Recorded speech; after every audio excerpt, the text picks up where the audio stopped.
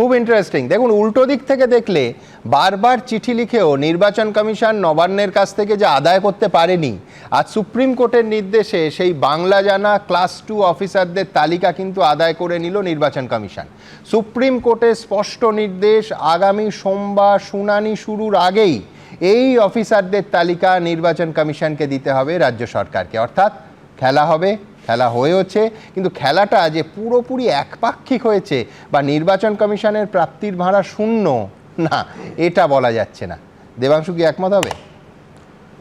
দেখুন সুমনদা, অনেক সময় খেলায় প্রথম দ্বিতীয় তৃতীয় হয়ে যাওয়ার পর যখন আরো 5-7টা ছেলে মেয়ে পড়ে থাকে, তখন তাদেরকে একটা করে গামলা দেওয়া হতো সান্ত্বনা পুরস্কার হিসাবে। ওই গামলা নিয়ে প্লাস্টিকের টিফিন বক্সও দেওয়া হতো। হ্যাঁ, কিন্তু অত দামি সান্ত্বনা পুরস্কারও পায়নি নির্বাচন কমিশন।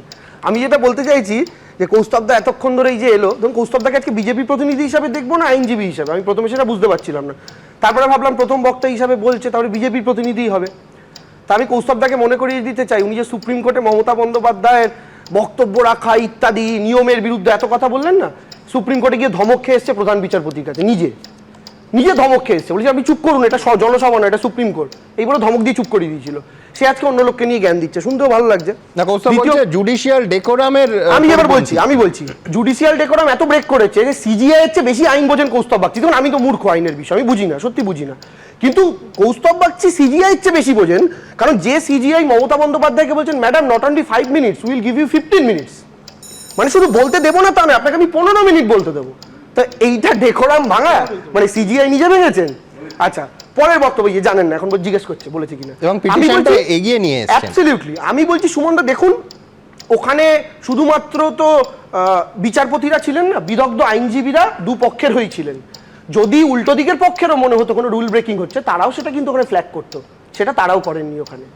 এমনকি কেন্দ্রীয় সরকারের প্রতিনিধি হিসাবে কিন্তু তুষার মেহতাও ছিলেন, যদি উনি একটা কেসে পার্টি, উনিও ওখানে দাঁড়িয়ে বলেননি যে মুখ্যমন্ত্রী মমতা বন্দ্যোপাধ্যায় ডেকোরাম ব্রেক করছেন।